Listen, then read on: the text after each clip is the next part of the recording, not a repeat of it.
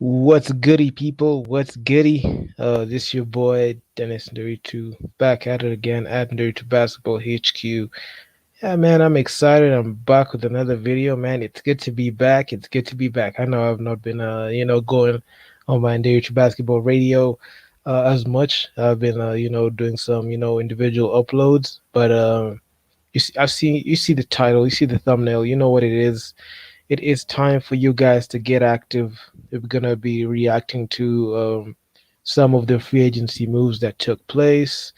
Actually, some surprise moves. We're gonna be talking about, the blockbuster trade between the Lakers and the Wizards, which involved sending Russell Westbrook to the Lakers in return. The Wizards received, Kyle Kuzma, Montrezl Harrell, Kentavious Caldwell Pope, and so and in this year's NBA draft pick. I mean a lot. The Chicago Bulls deal with the New Orleans Pelicans, where the Chicago Bulls acquired Lonzo Ball from the Pelicans in a sign and trade, and also the Kyle Lowry trade. We're gonna be addressing the best Ben Simmons, trade situation. I mean, it's just a lot of things. So I'm gonna be having some few guys on the panel, and we're just gonna chop it up a bit. And yeah, man, I see someone's up backstage. This hello, what's up? Hello, Hernandez. Hernandez. I hope I haven't butchered your name. Okay, so what's up? Unmute your mic. But anyway, we'll just be doing a roundtable discussion. I'll just be highlighting all these moves and just throwing it on the table and just having a roundtable with you guys. And that's yeah, man. That's about it. You know how we do it. You know how we do it right here. And that's the thing. So let me just wait for some guys to come in on the show. We're gonna have a roundtable a bit. Let me make sure to repost the link for you guys to come Hey, in. Hello, how are we doing? how have you been? Hernandez. I hope I haven't butchered your name. You was struggling pronouncing it. It's Hernandez. The Irish silence. Uh, hello. Oh, can you hear me well? I can hear you very Okay, clearly. welcome to this show. Right now, we're just going to be doing um uh, a discussion on the free agency moves that happened, and yeah, man, that's the whole deal. So let me just start with you with how have you been? How did you find me? Let's start with that. I'm fine. I didn't start off in a great. I think, yeah, we started off on the wrong foot there. Oh yeah, yeah, true. The Twitter situation. I believe it's the Twitter situation. Why are you doing veto though? I told you the truth that you were all lame, bro. It was the Lakers losing in the first round. I actually was not I was not having it when someone tagged me with that. I was just letting them have it. I didn't care at that point. But anyway, they But you got knocked out in the first round. believe I mean, I went off. I mean, I think I went overboard. I went too excessive, but apologies, you were apologies. There, it's okay. good. I was too raw then. I was all done when we were yeah, all right. Okay. It's fine. It's fine. It's okay. No big deal. No big deal. I mean, right No now, big deal. right now it's just just accepting it and moving on, and just just accepting it and moving on and just wait for next season because there's nothing much I would do will have happened. AD went down. LeBron was injured. He didn't have help on his end. Dennis Schroeder and Kyle Kuzma, failed The Suns were Yeah. much stronger and they were top seeds. So I just we the odds were stacked against us. When I just saw AD falling down with that leg, I mean, when he grabbed his his left thigh when he fell down, I just knew it was over. Yeah, you were having it wrong. And also, you're a Clippers fan, so I understand that you choked a 3-1 lead last Oh, I'm season, not trying and right also now. then you got beat. Then you got beat in the West Finals with the Suns team. So I mean, I don't. Am I supposed to feel bad or good for you? Man, I was a ring last year. So I don't know. I'm not even sure I have to right now. God, we see. I was hoping it would. Oh yeah, We and traded also up there for fuck's sake. and also you guys, the Clippers traded away Rajon Rondo and Patrick Beverly for What that was and Eric Bledsoe. What were you? I know we're gonna talk Bledsoe. What about that. That happened like 2 days ago. Yeah, yeah. We're gonna talk about that as well. I'm expecting some few guys to join the panel, and we have a round table, but it's okay. We can just pick it up quickly. Let me just start with Why did day you do it one. so early though? I was not started. Hello, excuse me. Why'd you do it so early? Like the timing, it should be maybe around 10 when everyone is settled. I rescheduling it like 10 maybe. 10 is 10 like I'm trying out new. I'm trying this like stream schedule. Maybe I can send it to 10. What time would you be available for, like, maybe a next stream, a future stream, because I'll be having a couple of these moving forward. I'd say we okay. 10 p.m. Yeah. All right. Duly noted. I mean, I'm just trying to, get this StreamYard thing going. I know I've done like a couple of shows on StreamYard, and I feel like I'm trying to get this going.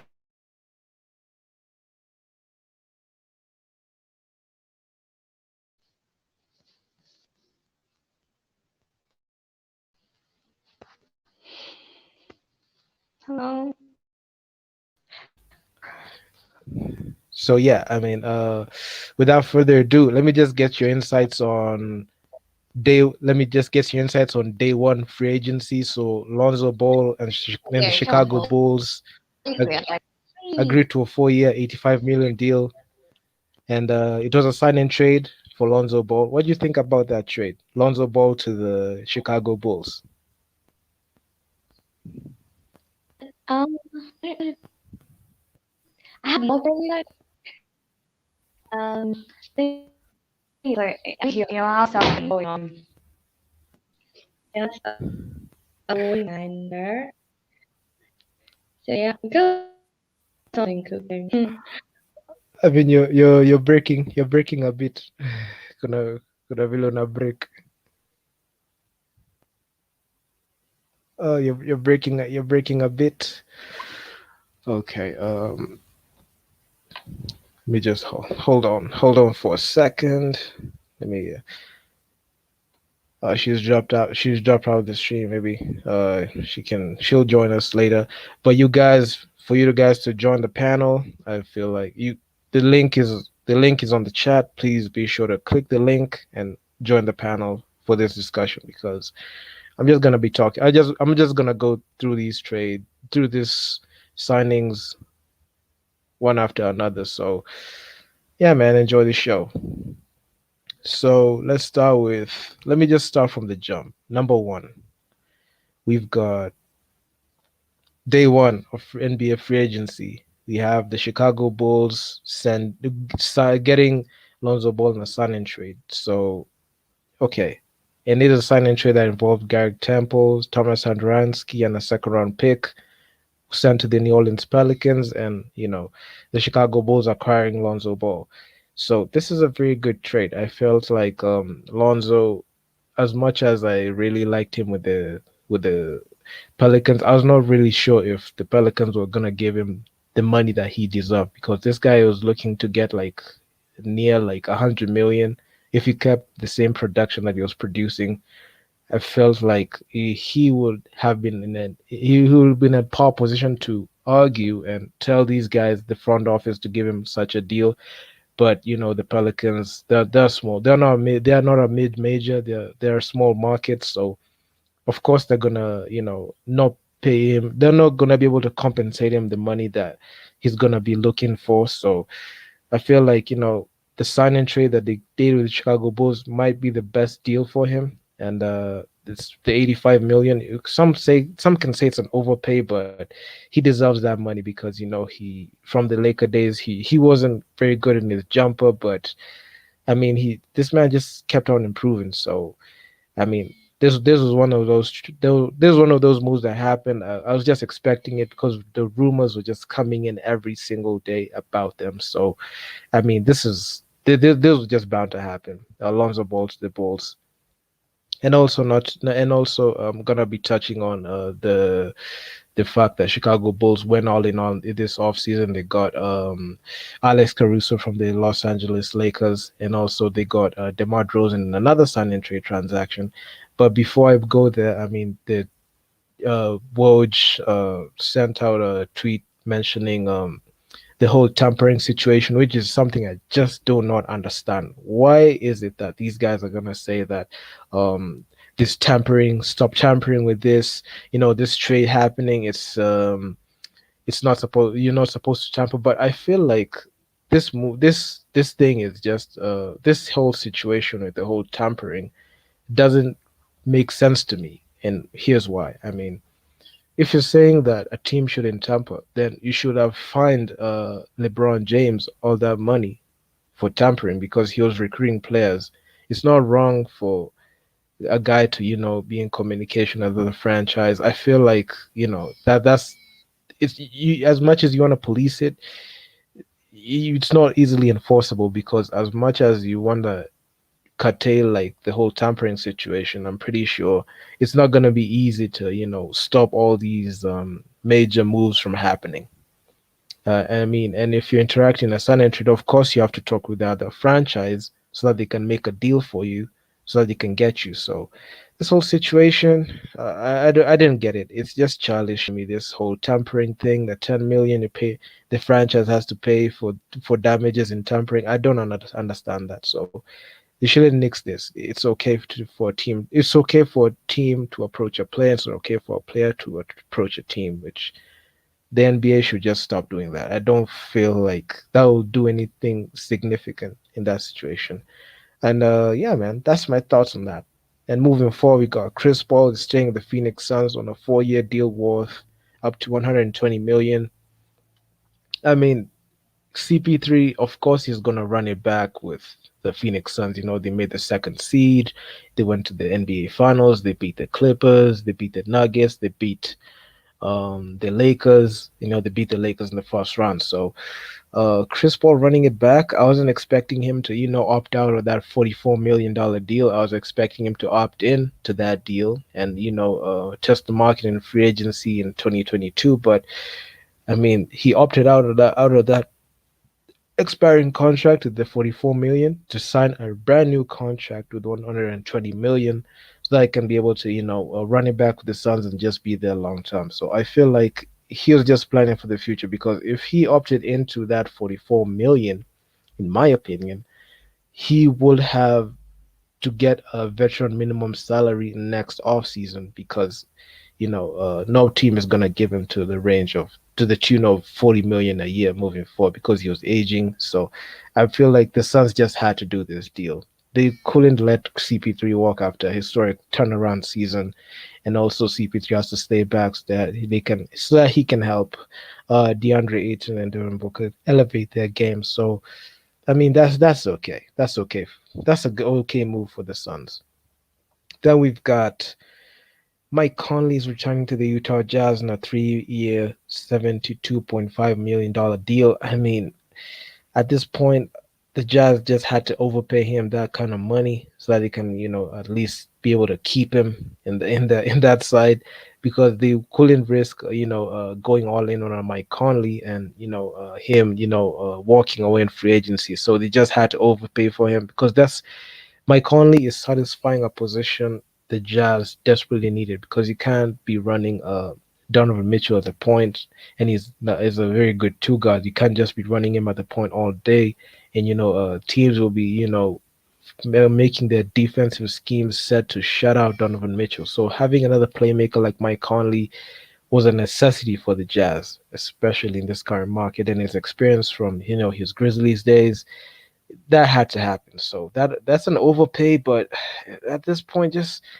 let just happen. Let that just happen. So Jazz, although they have overpaid for Mike Conley, it was just a necessary move for them because I didn't see them pulling a trigger on any huge moves aside from this. So yeah. So of course they got Rudy Gobert locked in a $200 million deal. You got Donovan Mitchell already locked in a near $200 million deal. So he just had to stay there. Then we've got the next deal that I'm gonna look at. Also, I'm also be looking at also the tampering situation. This is the Kyle Lowry going to the Miami Heat on a 3 year sign and trade deal worth 90 million. I mean, as much as I I like this move, I actually was advocating for a sign and trade of the Sixers to get rid of Ben Simmons because I feel like pairing Kyle Lowry with a Joel Embiid will get this team over the hump.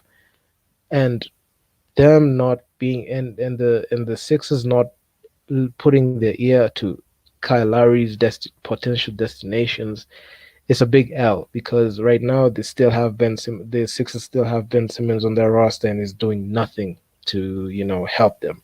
So that's a big fat L in my book. I actually made a video on this addressing like if the Sixers and the Raptors took part in a sign and trade to send the Kyle Lowry to the Sixers and Ben Simmons to the Raptors. That'll be a good win-win deal. But man, he beat them to the punch, and Kyle Lowry is going to the Heat. He's gonna play in the Heat. He's gonna be receiving 30 million a year, which is that's the money that he was gonna go for anyway. So I mean that was pretty good.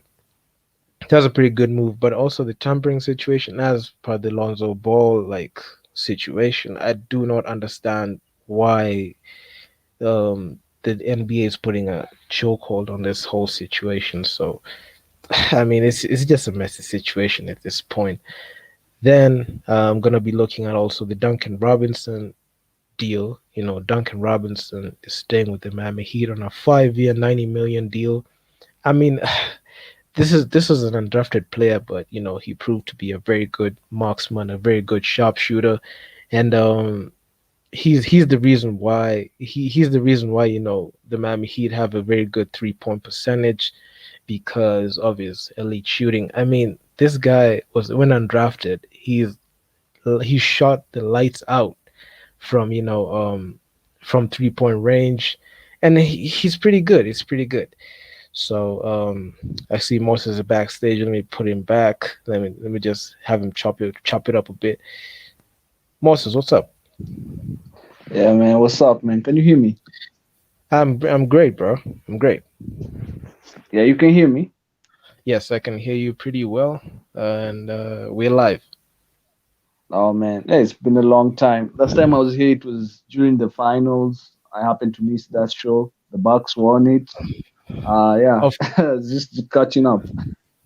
the Bucks won Finals MVP. I know, don't know the Yeah, Bucks. The Bucks won the championship, and Giannis won Finals MVP. So I mean, the Bucks just did the import did not did the impossible, but they won four straight games, yeah. 3, 4, 5, and 6 won them. So Wow. I mean, that was a great feeling. Actually, watch Yeah, that that game, was game six. yeah.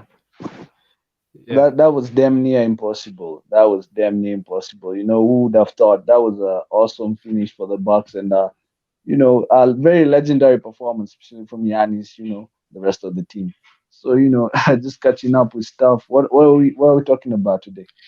I was just today we're just looking at some free agency moves that happened. Earlier I was talking about the Lonzo Ball and the Chicago Ah, Bulls deal. The Lonzo Ball ah, has been sent to the Chicago Bulls in a 4-year, 85 million deal by a sign and trade. And and also aside from mm, alongside this Lonzo Ball to the Chicago Bulls, I mean there's this mm, whole NBA tampering situation where teams were gonna get fined like 10 million for tampering. So yeah. what do you think about this whole sign and trade thing and the tampering thing? Franchises are not supposed to talk to the the players, and the players are not supposed to talk to the franchise. So what do you think about this whole tampering situation? It's getting out of hand. The whole tampering situation, I think it's nonsense because it's been going on for so long. It's been going on for so long for them now to just I heard that the Kyle Lowry trade was in trouble because they were trying to say that the Miami Heat had done a lot of tampering in that trying to sign Kyle Lowry. So I was like, yeah, I'm pretty sure it's been going on for a few seasons now. I don't think like now this is like the excessive part of the tampering side of the NBA. So I don't think that. I also the Lonzo trade, yeah, the Lonzo trade was also included together with the Kyle Lowry. They were under investigation, but I just think that I don't know. It's been going on for so long. I don't think it's something big, something for the NBA to be alarmed about. Maybe they might have crossed the line this time around, but other than that, I think it's just bull. I don't think that. Maybe they do. Maybe for the future trades, they put better regulations, better so as to limit to not allow it to be so open. But other than that, I think it's something that's been going on, and it's no biggie. I mean, No. this whole tampering situation, I don't get it. If your team is involving in us, is okay. This the science is like this, right? If your team is involved Mm, in a sign and trade, how a sign and trade works is this: you go to the team that you want, you go and tell them that mm, you want to be there in their roster. Then you go back to your team, you sign a contract, you sign a deal with your original team. Then you tell your team to ask their team to do a trade for you. That's how it works. So the tampering thing is mm. inevitable. It is. It It is, and has especially like you just explained, when it comes to sign and trade, it doesn't even make any sense. It doesn't really make any sense, especially in that kind of circumstances. you, Yeah. you, I mean, you sign with the original team, then you go to the Yeah. team that you want. You tell them to trade Mm, for you. You know that when you do a mm, sign and trade, the contract is void after 48 hours. So within 48 hours, that trade has to happen. So like, if you sign with the original team, you go to the team that you want to be the sign and trade to happen to trade with. Then you go back to your team. You tell them, they check the trade. If it's viable, it goes through. If it's not, it falls away, it falls apart. So I mean, you have to talk with that franchise. I mean, you just can't like stop the communication. So I mean, at this point, it's just nonsense. At this point, just let these things happen, because I mean, yeah. tampering has just been happening all the time. LeBron James does it all the time with the other players. He recruited Yeah. Wade and Bosch in 2010. He recruited Yeah. Kevin Love in 2014.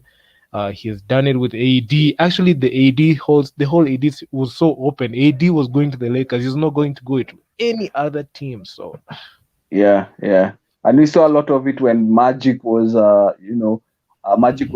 in a Lakers management. He was just doing it yes, out in the open. I remember, I don't know if it was Paul George, or he just said it out in the open and got fined like I don't know how many. I think it was he like was. 10,000. It was nothing, It and was it was not just out in the open. The only thing he actually. did was he did Yeah, it in live television. He did it in live television like a show. But other yeah. than that, we know that it happens. I mean, you just can't stop it. Also, I mean, the Kyle Lowry situation. I mean, Kyle Lowry got a very good deal with the Miami Heat, but it was also a sign and trade. So, I mean, you just can't stop it. There's some moves you just can't stop from. Like, if it's a sign and trade, both parties have to be knowing it. And in this social media age, I mean, everybody knows what's going on. We need that. We need Yeah. that feed to come in. So, if you say it's tampering, I don't get the angle. Then they say that you're gonna be finding 10 million to the franchises who do tampering. So make it make sense. I don't understand this at all. I do not. I And don't. maybe in the future, maybe they can start doing it in the future. But as for the trades that have just happened, I don't get them trying to, you know, fine anyone or like put any, you know, just any form of fine to the trades that have already happened. Maybe in the future, if they feel like, you know, it's been, maybe it's unprofessional, it's something that's been going on, and some other smaller teams are suffering because, you know, they're not an attractive option. So, you know, they cannot really tamper, to be frank. But maybe in the future they can put better restrictions. But as for now, I don't think any investigation that's going on right now is just bull. It's just nonsense. Yeah, man. Moving Yeah. forward, we have the situation with CP3. CP3, he opted out of his 44 million. It was expiring. It was an expiring contract. He was gonna get like 44 million. He opted out of that deal, and now he Mm. re-signed a brand new deal for 120 million for 4 years to stay with the Phoenix Uh, Suns. So he's gonna stay with the Phoenix Suns for 4 years. And what you think about CP3 staying with the Suns? well, they gave him 120 million. Is that right? Yes, yes. They gave him that bag. They gave Oh him that man, bag. and he's going to be playing till he's 40 in his 40s. Yes. I don't think that's a good deal. You know, I think that's the Suns kind of being too grateful. I think it's them not being ruthless enough.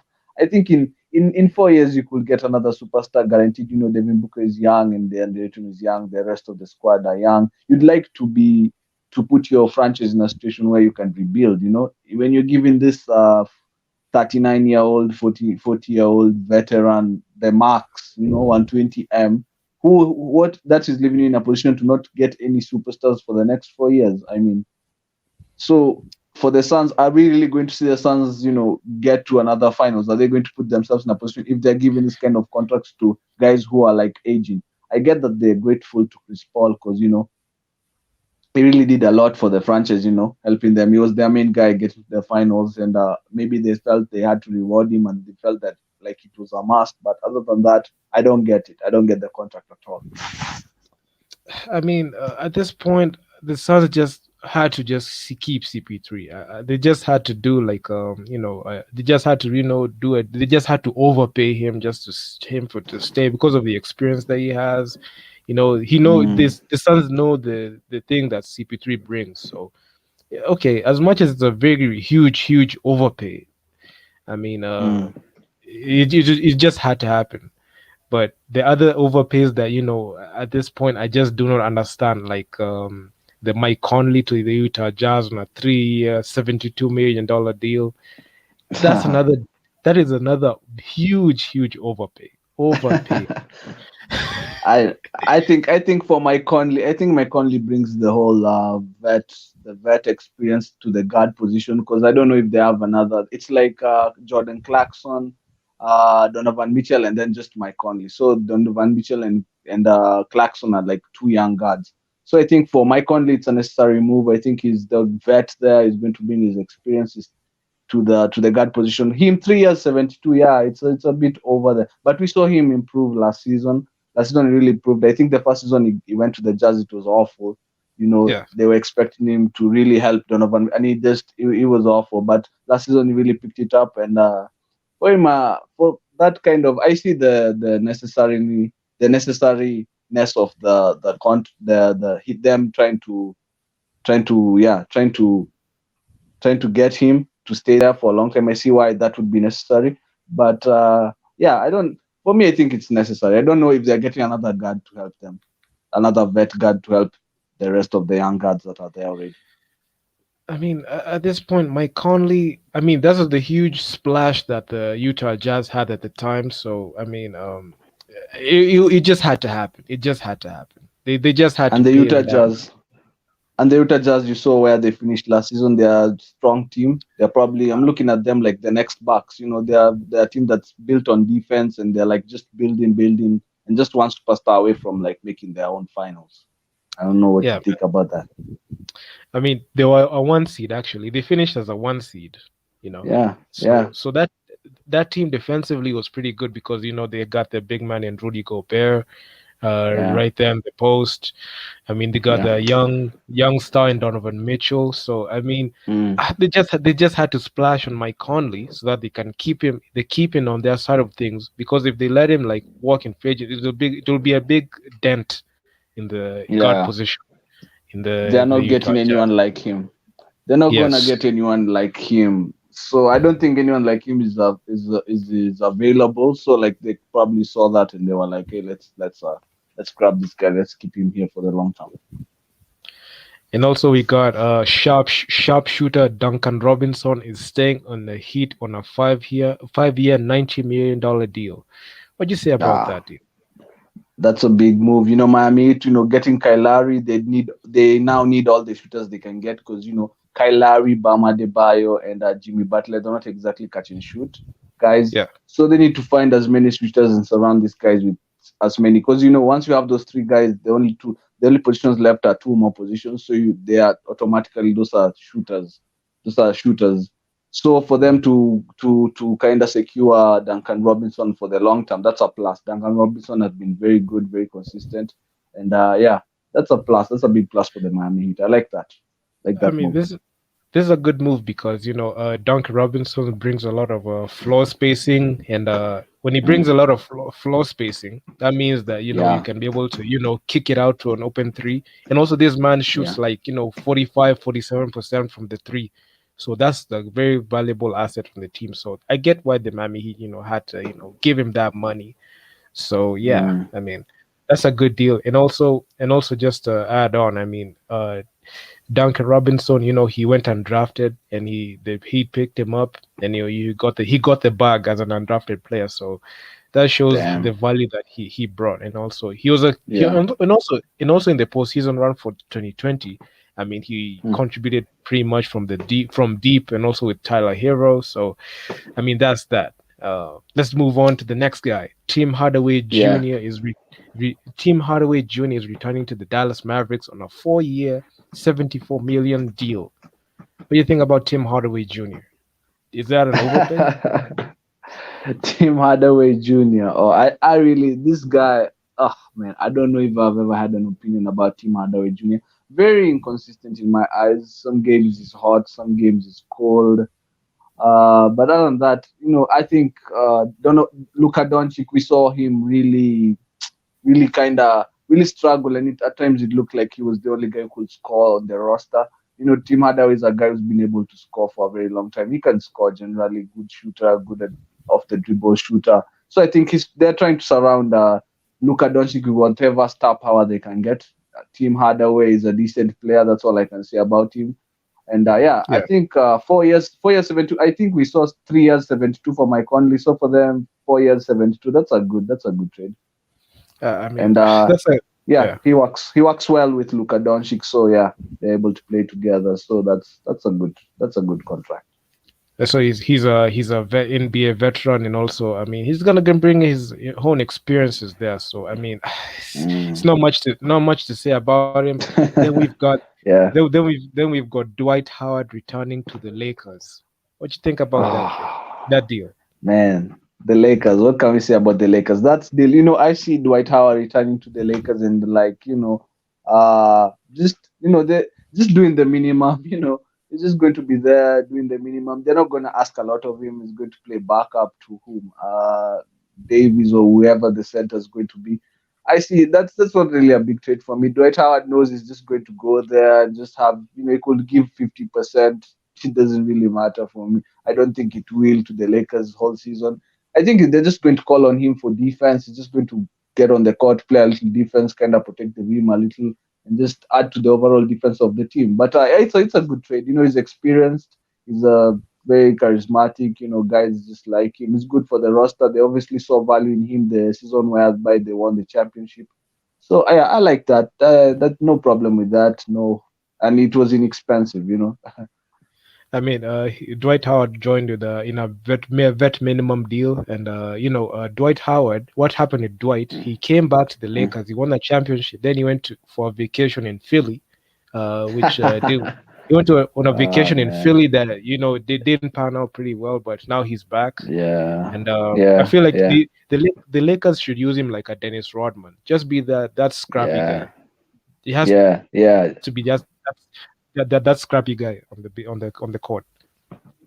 Yeah, Yeah. like just Then play defense, kind of get a few blocks, protect the rim. That's all. Don't do anything extra. Just don't do anything else. Just do one good thing.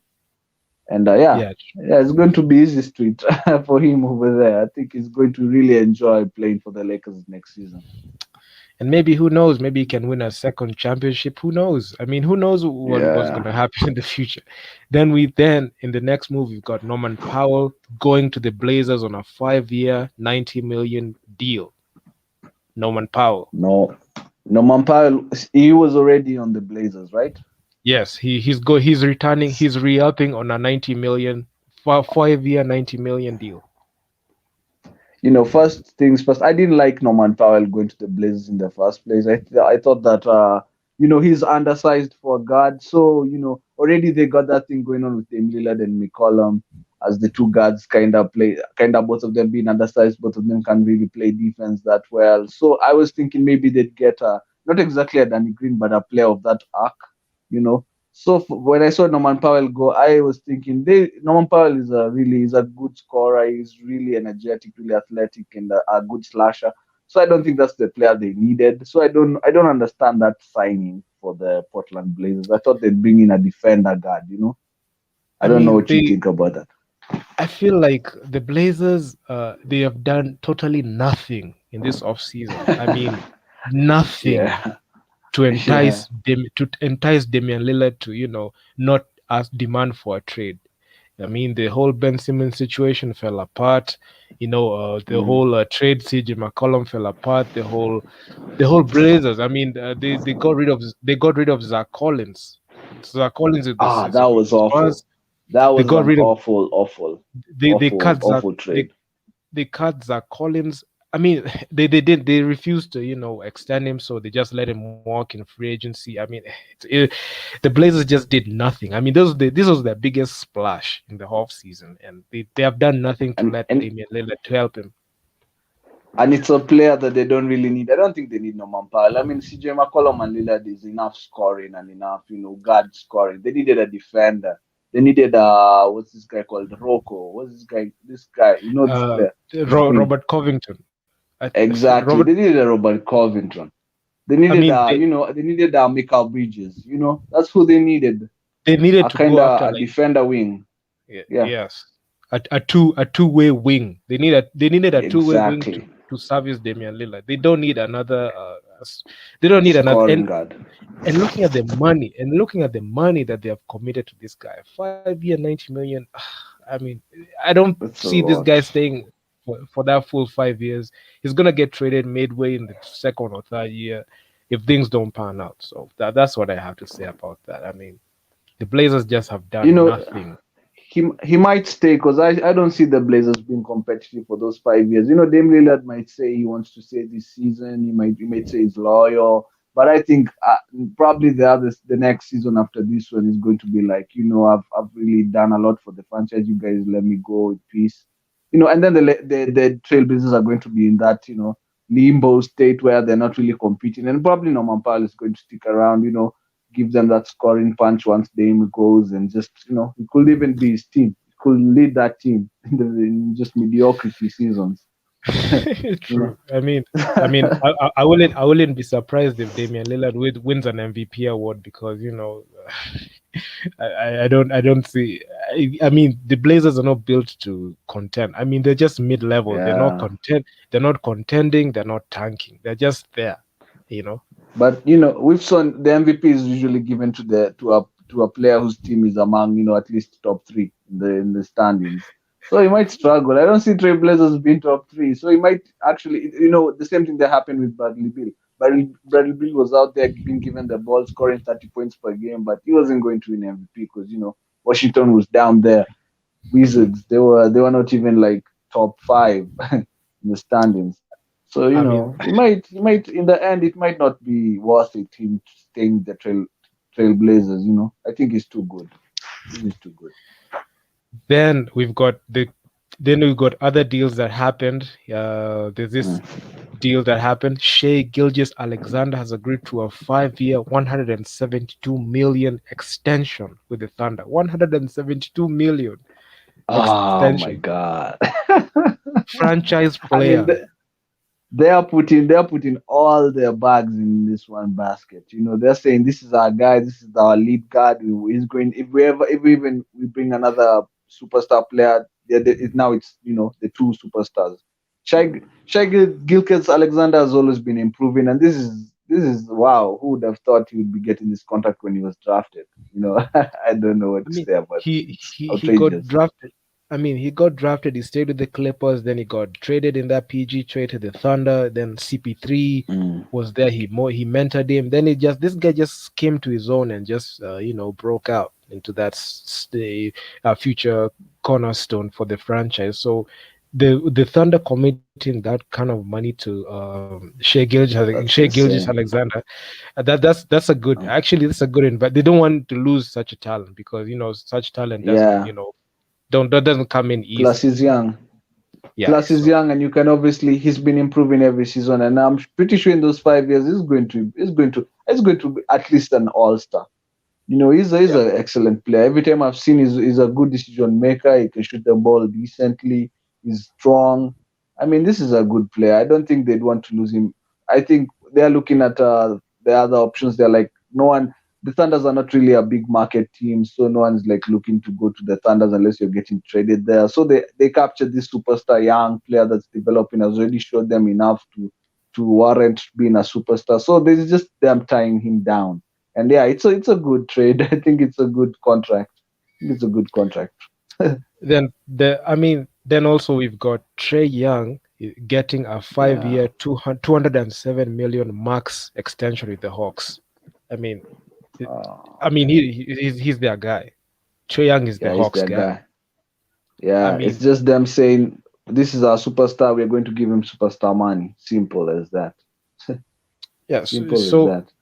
So this is a very good investment, I feel, for the Hawks because Trey Young, he led them to Western Conference Finals. Finals, Yeah. not no West, not no West East Finals, East. but the first time they were Yeah. there was the last time they were there was in 2015 with the Al Horford, Paul Millsap, Kyle Korver, Dennis Mm, Schroeder. But the time he was mm, valuable, so like yeah, yeah. Trey Young got the bag, and that's that. I Mm, mean, he deserved that money. I mean, no questions asked. He made an All-Star yeah. team. Trey Young made the After that All-Star team. playoff run. After Yeah, that so playoff run, they could give him whatever. He was fantastic. He was a superstar. You know, I think after yeah, the playoff run, he's like top five. He's a top five point guard. Without yeah, a man. doubt, undoubtedly, he's that good. He really showed it out in I the mean, playoffs. not much to say because Trey Young is just pure talent. I mean, this guy's just talent, Mm. bro. Then we have This guy can Spencer. score. Yeah, Then we come on. got Yeah. Spencer. Quickly, we got Spencer Dinwiddie is near the contract with the Wizard. He's signed a 3-year, 65 million deal Oh, with the oh, he hasn't Wizards. signed. It's not complete. No, It's not no, complete. he signed. He signed. I'm just going through Oh, the oh, day. I'm going through the day one free agency moves, then I go to day two, day three. So he signed oh, that. oh, oh. So the deal was finalized. So this guy signed Mm. that deal, and yeah, man, he's gonna play with the Wizards. I felt like this guy will have just okay. As much as I wanted him to run it back with the Nets, but the Nets also signed Patty Mills in the off season. So I don't think Yeah, that yeah, yeah. there were too many guys. There was Kyrie, there was Patty Mills, and Spencer Dinwiddie. So there wouldn't be enough space for him. So I get why he left. So, but going to the Wizards is a pretty good move because Westbrook went out. He's no longer Yeah, the Wizards, yeah, and also yeah, the Wizards got a good haul for Westbrook, and also they got yeah. Spencer Dinwiddie. So I feel like he's gonna start there as a starting guard alongside Bradley Beal in that backcourt. So that's a good move for him. Yeah. And I think that's what he wanted. I think the Nets did the Patty Mills trade because I think they already knew Dinwiddie didn't want to stick around and be like the third choice guard after Harden and Kyrie. He wanted to go to a team whereby he'd be, the starting guard. That's how he felt with his talents and how he had proved himself all those other seasons with the Nets. So I think I think if he wanted to stick around with the Nets, they would have. They didn't really need to sign Patty Mills. They would have just stuck around with him. I think he's the better player. Patty Mills obviously is experienced and is going to bring that experience. But in terms of ceilings, I think he has a bigger ceiling than Patty Mills, and he would have given them more. But he didn't want to be like a bench player, six player. I think six man. He didn't want that kind of role. He wanted to go to a place where he would be starting and kind of get a really, and kind of get to prove himself and get a bigger contract. So I think that's a personal decision. He would have stuck around. I wished he would have stuck around and like gone on a championship run. But yeah. But he as much as he would have wanted to stay there, he wouldn't get the minutes that he wanted, because the guy in the point guard position, it's locked. It doesn't. He wants to start. Then we have Blake Griffin went back to the Nets on a 1-year deal. Blake Griffin is running it back with the Nets. Yeah. It's championship or bust. It's definitely championship or bust. I mean, it's not much to say about Blake Griffin. Okay, we've talked about this. We've talked about this a bit, but it's at this point, why not?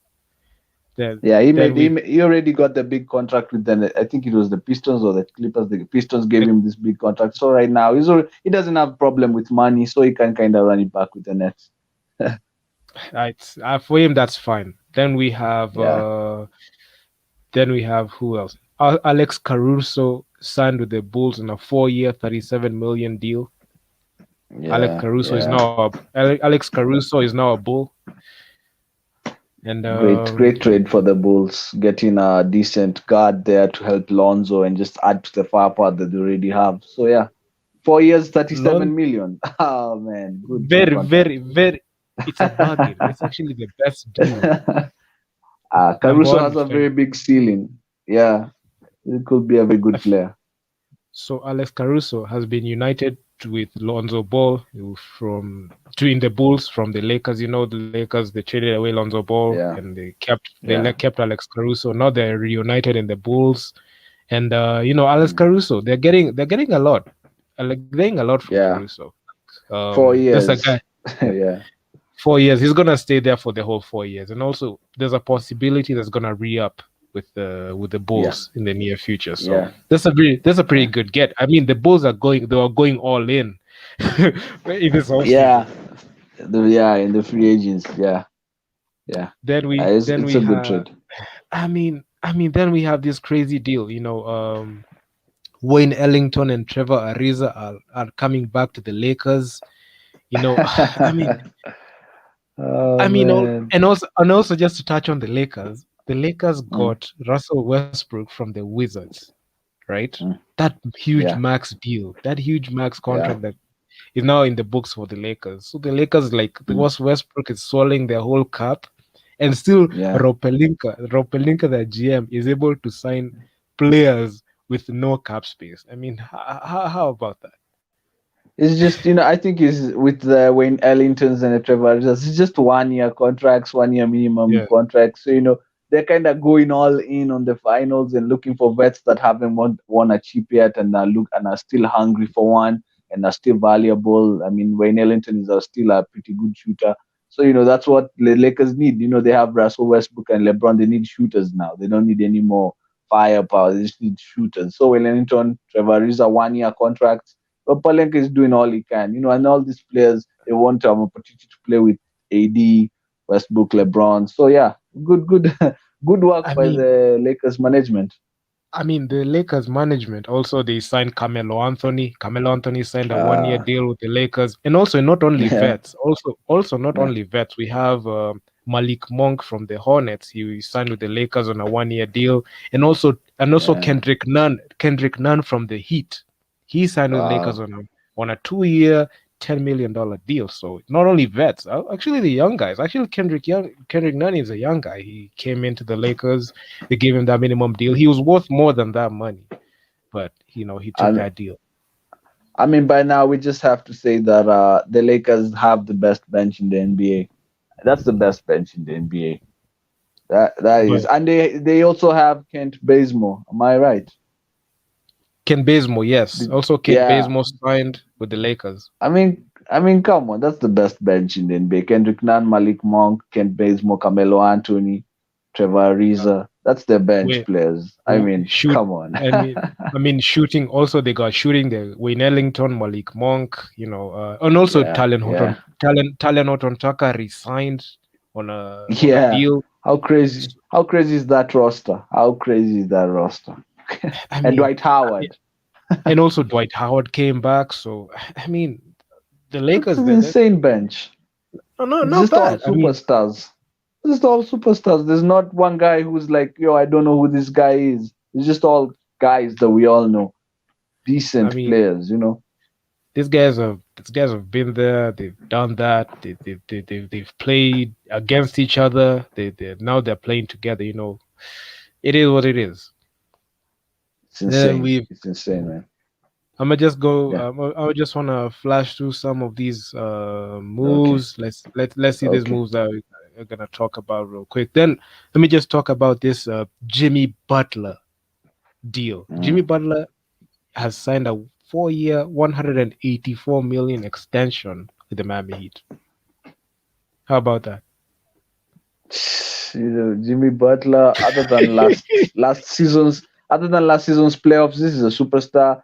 Great mentality. Is one of my favorite players. Always has a level head. Always has been hungry to play basketball. Never taking days off. I like this guy, and it's just Miami Heat securing the superstar. I think he's the number one guy in Miami Heat, and it's just them securing him. It's a good deal. It's a good, decent deal.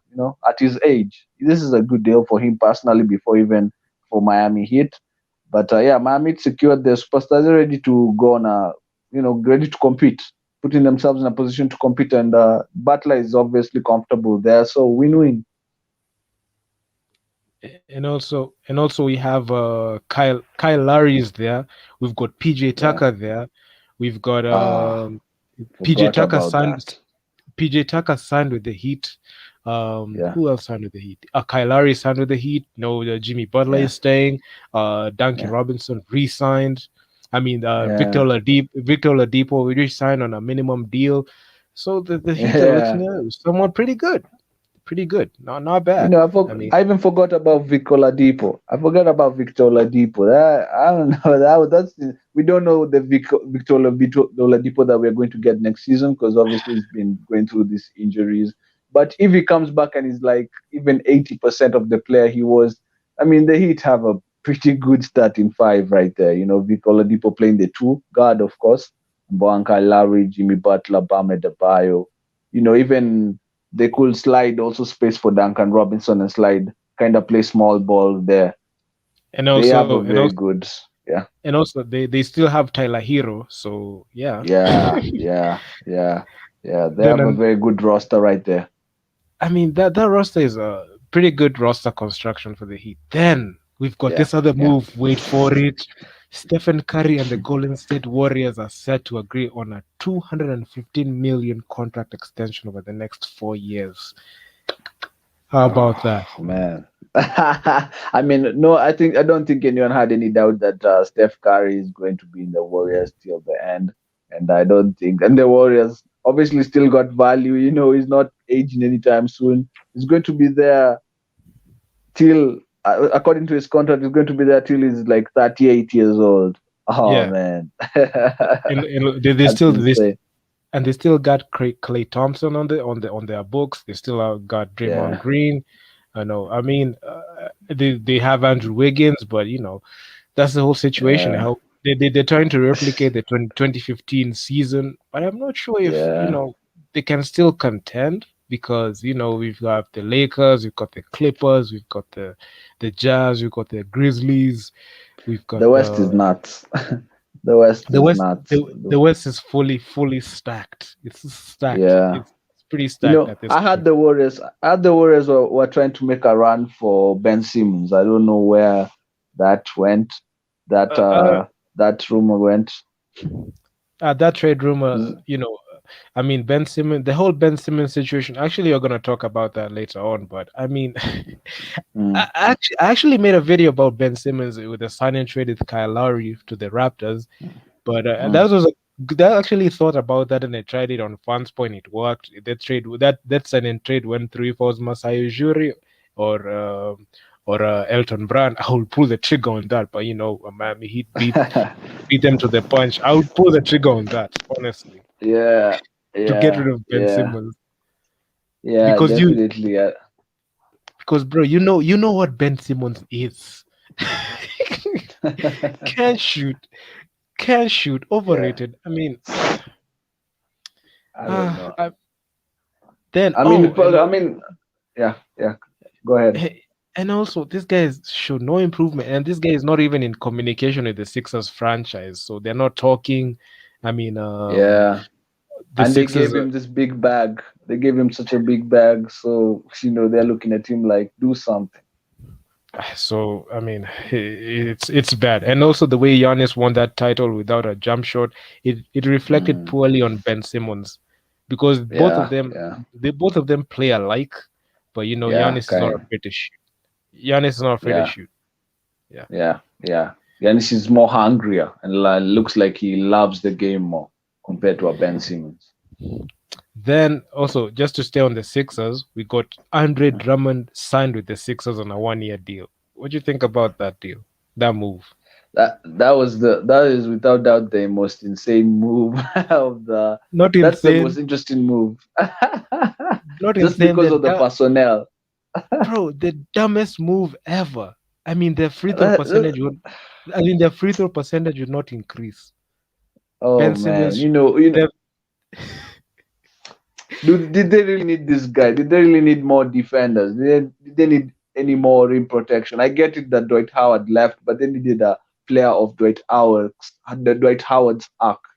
I kind of similar player. They didn't need a Andre Drummond, a young player that should be probably starting for a team that's not contending. I don't get that at all. And of course, with his beef with Joel Embiid, I don't know how yeah. chemistry is going to be like. But Um, other than that beef, it's just so unnecessary. I don't know how uh, Andre Drummond's what can I say quality kind of fell. yeah. I don't know how it fell to like this low, I mean, signing it's 1 year contracts with remember teams. this guy was bought out by the Cleveland Cavaliers. He was traded away by the Pistons. He was bought out. And Mm, when you're bought out, that means your stock has significantly dropped. So not many people like yeah, you. So when your stock has dropped, then you start signing 1 year deals with many teams. I mean, that's how you get out of the league. So I mean, yeah, yeah. That's that's how probably you his get out. future. He's going to end up out of the league. I'm not sure You if this know. guy's gonna play in the 2022-2023 season if he continues like this, because it's not looking good for him. And also the free throw percentage for the Sixers is gonna drop again. Ben Simmons Yeah, poor yeah, shooter. Uh, Andre Drummond is a poor shooter. So if you do hack a Simmons and also hack a hack a Drummond mode, I mean, mm, it's gonna look bad on you. And also, just to add on to the Sixers, the whole Ben Simmons trade situation. It seems like the Sixers are pricing themselves out for a team to get Ben Simmons. The asking price is too high, too high. I I don't get that at all. Maybe because when they were kind of feeling Ben Simmons out on other teams, the news was that a lot of teams were interested. So I don't know if they kind of took that and were like, let's try and get as much as possible for this superstar that we traded and kind of put all our bags in, but it hasn't worked out. When they kind of reached out to teams, they saw a lot of teams, and they're kind of playing a dangerous game there. It's a dangerous game, kind of pricing him out. I don't And know also, about that. just to mention, like Mm. they rejected that potential James Harden's trade. Uh, They're not putting an ear down for Damian Lillard. They're not looking at CJ McCollum. They didn't look at Kyle Lowry.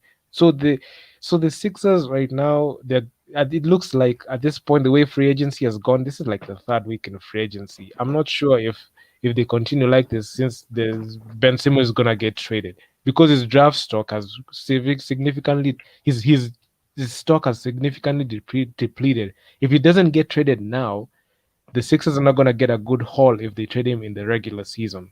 So it had to happen, or they keep him and have another second round exit again, or a first round exit. That's the whole. it kind of feels like the Sixers are kind of 50-50. They kind of don't want to trade him. They also want to trade him, but they also don't want to trade him. I don't know. It's so confusing. They should just make a choice, either trade him or don't. Because the way they are playing at it, if they want to trade him, he should have been gone a long time ago. Ahead right now, he's not even training with the Sixers. He hasn't talked to anyone over there. So it's kind of looking like they don't want to let him go, but they should let him go. It's probably the best move for everyone. So for me, the Sixers should be looking at one of the Portland Trailblazers guard, either CJ or Dame. That's where the attention should be at. Getting one of them is so detriment to their hopes of reaching going I, far in the playoffs. I would actually prefer if Damian Lillard got traded to the Sixers for Ben Simmons and a package Mm, surrounding it, and a package surrounding like Damian Lillard. That will work pretty well for the Sixers because they're getting floor spacing from Damian Lillard, a good shooter, a good guard, a star guard. So if they're yeah, able to swap them, it will be pretty good for them. But they're yeah, not doing. yeah, But they're yeah. they're they're not putting their ear down. Actually, this thing was heavily rumored, but the Sixers are not doing anything to pull the trigger on that trade. So that's the whole situation, man. Yeah, Then yeah. moving on from the Sixers, we have Hmm. DeMar DeRozan went to the Chicago Bulls on a sign and trade on a 3-year, $85 million deal. The Chicago Bulls reportedly sending Thaddeus Young and a future first round picks and two second rounders. What do you think about DeMar DeRozan going to the Chicago Bulls? DeMar DeRozan going to that's a very good trade. Seeing that DeMar DeRozan is 32 years old, so he's got that experience. He's been in the playoffs in a long time, and the Bulls team is a very young team. He's obviously still got a lot of firepower in the tank at his age, and 3 years, and the rest of the team. You're looking at the rest of the superstar over there, Zach Lavine and the others. They're all young players, so they needed a kind of an older guy who's been there and kind of competed in competing teams, been in the East, been in the West. So yeah, I like that trade a lot for the Chicago Bulls.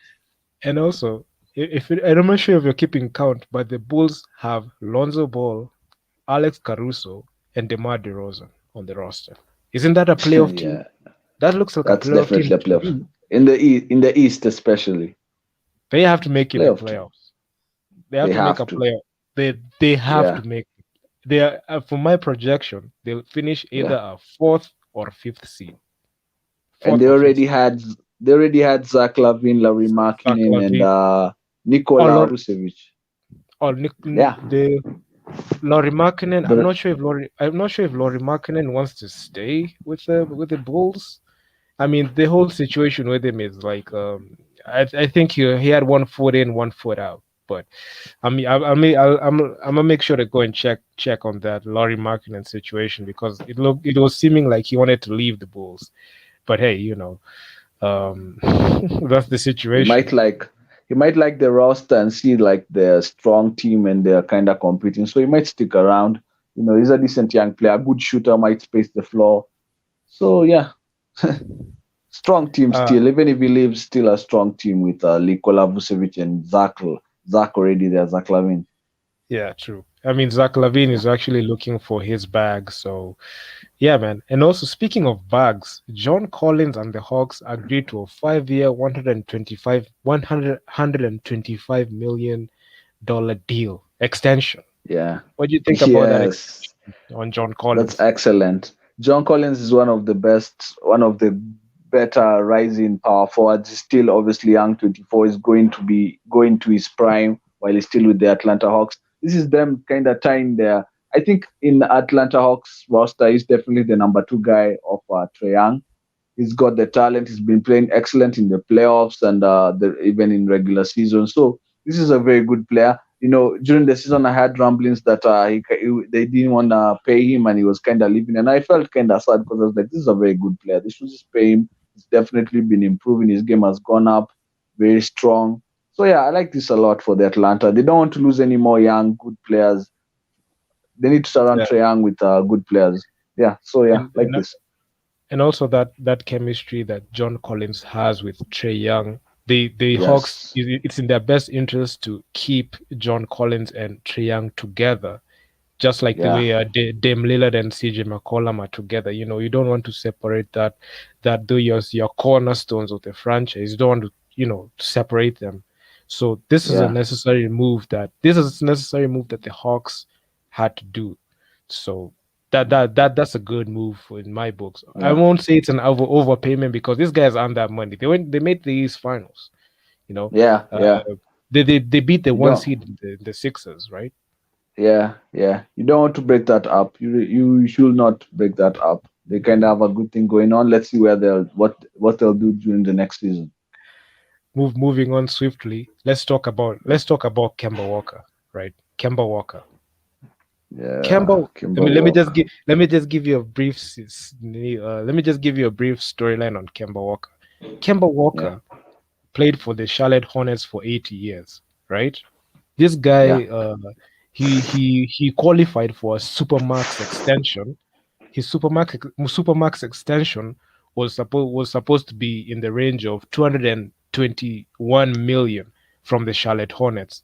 Michael Jordan lowballed him, and they said if you're gonna get that extension, that supermax deal, it's not gonna go over 170 million. It was not gonna go over 170 million. So you can see the low ball offer. Yeah. He left that Charlotte situation. He went to the Celtics. He signed a 4 year, $141 million deal, right? He played with the Yeah. Celtics. They reached the East Finals. They got knocked out by the Miami Heat. Right now, they got knocked out by the Brooklyn Nets. Now, the Celtics traded Kemba Walker to the Thunder to bring back an aging Al Horford, who Al Horford they let walk in the 2019 NBA free agency. They let Al Horford walk to the Sixers in 2019. Then they have traded away their guard in Kemba Walker to bring back an aging Al Horford. Then the Thunder didn't even want Kemba Walker. They bought him out and he got picked up by the Knicks, bro. What do you think about that? I don't know why the Knicks keep picking up these fringe players. Are they really serious about competing? Do these guys ever want to win a championship? And Like, also, yeah. just remember that the Knicks Mm. re-signed Derrick Rose. Man, What are the Knicks it's like doing? they're trying. It's like they're trying to sell jerseys or something. I don't get. They kind of signing these fringe players, but popular players. Controversial players. I don't get. They're not like building a win championship team. They're just signing anyone that they think is kind of good. They're looking over who's free, who's good, who scored a few points, who still got some juice. They're not like going out there and finding this. I don't know. Maybe they're not an attractive option to guys. But other than that, I don't get this at all. Kemba Walker, I don't know what happened with the Celtics. I don't know how his stock has fell this much. Come on, Kemba Walker has been given the same contract. Reggie Jackson at the Clippers has a bigger contract than Kemba Walker. Reggie Jackson. This is I Kemba mean, Walker we're talking about. I don't know what happened. I mean, Kelly Kemba. Oubre Kelly Oubre has a bigger contract than Kemba Walker, Kelly Oubre Jr. and in Yeah, Charlotte Hornets. yeah, He's, true. he's getting paid 25 mil over 2 years. What the hell happened to this guy? Kemba I mean, Walker. I can say the Celtics made a mistake, and also Kemba Walker made a mistake. Let me explain this. The Celtics should have believed in Jalen Brown and Jason Tatum and build the team through those players. They shouldn't have brought in a ball dominant guard to take over looks touches for these two young two young swingmen. So the Celtics made a mistake at that point. Kemba Walker Yeah. made a mistake by choosing to sign with the Boston Celtics. If it were me, he would have signed with a team like, he would have gone to the Orlando Magic. They needed a starting guard. He would have gone there. Mm, He would have gone mm. to the Clippers. He would have tried to, even take a pay cut and sign with the Clippers Yeah. that Yeah. time. The Clippers would have given him Yeah. like, well, you know what, like a 10, 15 million deal. Easy. They would have done that. And at least Yeah. he will have been that defining factor that will have helped them win the title. But Kemba Walker didn't do that. He went to the Celtics, and the Celtics, dealt him a bad hand, and that's why he I actually thought he was going to get out of the league. Then the Knicks picked him up. He signed a 2 year, 18 million deal, so he's gonna get 9 million a year. Also, of course, he got Mm. bought out. He's gonna be receiving his money from the Thunder, and I mean that's the whole situation, bro. I mean, Kemba Walker, his stock has plummeted, big time. And he's still only 31, so he's got a lot to give. 31 years, just still young in the NBA. So I don't know what happened. I think it's either injuries because he was kind of injured a lot during the Celtics teams. So I don't know. Maybe he never fully recovered and he's never been the same. So they kind of wanted to like get rid of him, and they are finally coming to their senses with Jason Tatum and Jalen Brown. So that's what they should have done all along. I think also them losing Kyrie Irving was like they just needed to replace him quickly with any superstar they could find, any superstar guard, and they kind of weren't thinking and just ran over to Kemba Walker and got him, and it hasn't worked out. But I don't know what the Celtics' future is next season. I don't know what they're expecting. What do you think? Will they be competing? Where do you see them kind of At this finishing? point, the Celtics, I don't know. They just have they at this point, what they just have to do is just rebuild. They just have to, hit the rebuild button. I know they want to contend, but given this current state of the roster, it will be near impossible to, contend because we've got Brooklyn, we've got Milwaukee, we've got these two teams. The Sixers. I don't know what the Sixers are gonna do, but we've got the Chicago Bulls doing an aggressive power grab. So it's gonna be hard for the Celtics because they're in the same situation like they're in the same situation like the Blazers. They don't want to they can't contend and they don't want to tank. So they're like, Mm. mid they're at this point they're just mid levels. At this point they just have to, make Jason Tatum and Jalen Brown focal points. They get some few all-star teams. They make some few all-star teams, make some few all NBA selections.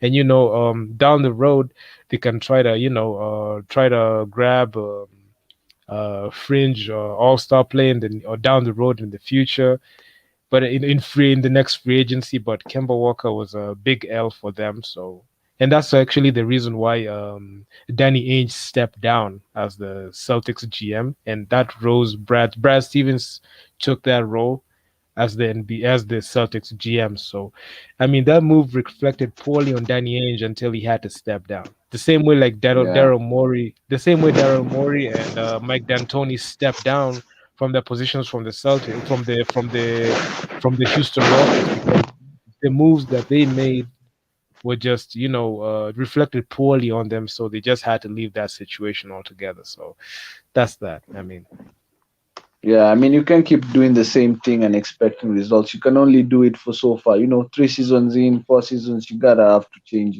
the whole thing and yeah, just readjust. then moving on, we have Julius. Just stay with the Knicks. Julius Randle signed a 4 year, 117 million extension with the Knicks. See, he signed that Ju- extension. Julius Randle, I don't know. I don't know the future with this guy. They kind of what they, the Knicks. This is the Knicks getting a good player, and just them wanting to hang on to him because they're not gonna get a lot of productive players like Julius Randle. Is he going to improve? He's obviously shown a lot of improvement up until where he is right now. So they're kind of banking on him also taking his game to the next level. So, in the playoffs, he had an awful playoff run, maybe kind of improves on that and, just helps them a bit. So, yeah, I don't know. It's them just hanging on to the like really superstar guy that kind of played well last season. So they kind of, yeah, just them holding on to any star power that is in the roster already. They're just trying to, they're just trying to get these all stars. They're just trying to, sell. At this point, they just have to just sell tickets. Yeah, Just at this point, it's just selling tickets for them. They're a big market team, but they've not been moving like a big market team. So yeah. then moving on, we've got Lou Williams. He's going back to the Hawks on a 1 year, 5 million deal. Lou Williams running it back. When is this guy? Man. When is this guy gonna stop taking pay cuts? When This he should guy, sign? this guy. I think he just loves to hoop. This guy just loves to hoop. I don't know. As long as he's going to get a contract, he's going to keep coming back over and over and over. He just loves At to this hoop. point, This guy. at this point, this guy can even sign a 1 year, like 3 million, 3.5 million, or 3 million deal Yeah, to stay with the yeah. team. Just come. Yeah, yeah. I think he just loves the NBA, loves hooping. That's all. I think it's just simple when it comes to Louisville. And him going to Atlanta, I think he's going to have a lot of fun over there. And kinda, he's a vet now. Just they just need veteran presence with the young team that they already have. So, you know, I like that a lot. I like Lou Williams in the league. That's something I like. Then also let me touch on this trade. Let me touch on this trade actually. It happened like 2 days ago. Yeah, Let me talk about Patrick Beverly and the 2019 Clippers, right? 2019 yeah, the 2019 Clippers. You remember that roster? It had Montrezl Harrell, Lou Williams, Landry Shamit, Shea Gilgis Alexander, and have they sent Montrezl Harrell? Yeah, I mean yeah, there are five yeah, guys I remember, right? So this yeah. team overcame a 30-point deficit with the KD-led Golden State Warriors in the first round. I believe it was game two where they tied the game. Then they lost the next three, but they were a Mm, historic team, and that's why Kawhi Leonard and PG joined. Right yeah. now, as we speak in 2021, they have traded away or let go of all of those players in that roster. Like 90% of the players that played for that 2019 roster are no longer there. What happened was they traded away Landry Shamit, they traded away Lou Williams, Montrezl Harrell walked, Shea Gilgis Alexander they traded him for in a package that Paul George deal, and right now as we speak they have traded away Patrick Beverly. So Patrick Beverly, what happened was this, right? Patrick Mm, Beverly, with his ego, he trash talks the whole league, like this time when PG and Kawhi came to the Clippers. This guy was on record. He mm, went over a table and said he just won the championship. He was so excited. Then the Clippers, blew a 3-1 lead. Bam, that happened. yeah, Then we and remember that's the same bubble that he was talking trash about Damian Lillard in the free throw when he missed the college free throws. Then that they blew a three yeah, one lead. It was a back and forth social media battle. Then 2020, he pushed away Chris Paul. Although he was not the instigator, CP3 was, but he did that to CP3. Now as we speak, this guy was traded to the Grizzlies, then traded away again to the Timberwolves, where his career is gonna quietly dwindle down. So what do you make about Patrick Beverly at this point? Patrick Beverly, at this point, I think is just going downhill for the guy. You kind of have to look at the player that Patrick Beverly is, his strengths in the league. Does any team really require Patrick Beverly? He's an undersized guard that is known for his defense. He can knock an open shot, but it's not really his specialty. And yeah, is he a guy that players want to play with? Is he a guy that a team is going to want in the roster? What is he? Is he going to come off the bench and add scoring? Is he going to guard? You know, can he guard the bigger guards that are coming up? We see a lot of year after year. We see these superstar big guards. This Ben Simmons. I think also this year there was a big guard that was drafted. I don't know if he was 6'5" in the lottery. I think there were like Yeah, two of them. So, I mean, you have an undersized Patrick Beverly. He's known for his defense. He wants to play defense on the best player. His value is quickly going down, and I don't know. I think it's just downhill from here. Moses. Yeah. This is the number one guard Mm. who only knows how to play good defense, but he doesn't know how to play make.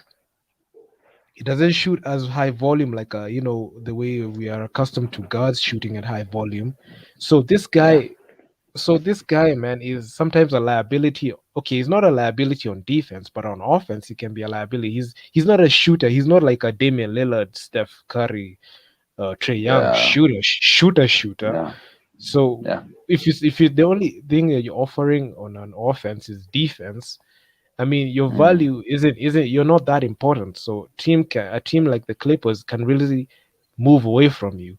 And to make matters Yeah. worse, with what the Clippers did, They traded away Pat Bev, uh, Drajan Rondo, and Daniel Oturu to the Mm. Grizzlies, not to the Grizzlies.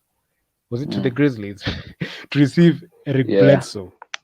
And also, Eric Bledsoe was traded to the Grizzlies because Eh, New uh, Orleans. I mean, New Orleans no, he was traded from there to the New Orleans Pelicans. The New Orleans Pelicans Yeah. went in a deal. They traded him to the Grizzlies. Now the Yeah. Grizzlies. Oh no, no, no. Let me go. Let me get back to that trade real quick. Let me just pull it up. Yeah. Let me just pull it up so that I can get the facts right real quick because Mm. I was making a video on this thing. So what happened was the Eric Bledsoe was traded to the Grizzlies, right? Right. Mm. So Yeah. Eric Bledsoe is was sent to the Clippers from the Grizzlies, and the Grizzlies in return are receiving Patrick Beverly, Rajon Rondo, and Daniel Oturu. Those three players. So Eric Bledsoe played with the Clippers from 2011 to 2013. He started his first three seasons with the Clippers. So he's kind of going back to the Clippers. Then again, just to mention this, Patrick Beverly was traded from the Grizzlies to the Timberwolves. Then the Timberwolves gave up Jared Culver and and Juan Hernan Gomez, right? Yeah. So the reasoning for why the Grizzlies like traded away a Patrick Beverly, they don't need a Patrick Beverly stealing minutes from Ja Morant. Ja Morant is their guard, right? Their Yeah. star guard. Yeah. Yeah. So Yeah. it's not a good fit. Not a good fit for that guy. Definitely. And Yeah. Yeah. Ja Morant is a starting guard, so this guy Patrick Beverly can't come off the bench. you Yeah. know, this Yeah. guy is accustomed to starting the game. So I mean, he's Yeah. gone to the Timberwolves where his career quietly dwindled down. So, but I don't I even think know how the even yeah even the go ahead. Timberwolves, they have D'Angelo Russell Yeah, kind of playing yeah, one. I don't know how that's going to work also. I don't know. Can D'Angelo play the two? Is Patrick Beverly going to come up and play the one? I don't know. I don't know. But it seems like if he was ever going to any team, the Timberwolves look like a team. Like, yeah, they would pick him up. That's probably where he'd be going to. Timberwolves aren't competing next season. They're kind of just in there in limbo. So yeah, that's probably the best thing that could have happened to him. So I don't know. I don't know. and also just to see how players like fumble the bag, we we have Dennis Schroeder. I know you've seen reports on Dennis Schroeder, right? What Dennis Schroeder I did. have. I let's have. let's bro let's just break it down on let's just be honest about this whole situation. Dennis Yeah. Schroeder was acquired by the Lakers from the Thunder when the Lakers traded away Danny Green, right? It was a very good, decent move because you knew Dennis Schroeder was the runner up for the sixth man of the year. So we are expecting this guy to ball out. The Lakers mid-season offered this guy a 4-year, $84 million extension. This guy turned it down. He turned down that deal. He bet on himself. He said he wanted, a 100 to $120 million deal, right? Now, I mean, his stock plummeted in the postseason, 2021 postseason, to the point that he couldn't even get that max money. He couldn't even get a near max, and now he had to settle to signing a 5.9-year mid-level exception with the Celtics. I mean, if that isn't a biggest L, then I don't know what is. What do you think about that situation? I think that is like the biggest L in like the last 5 years. And I think it's been publicized so much because it's the Lakers, which is like the number one team in terms of big market. So that's why it's been published.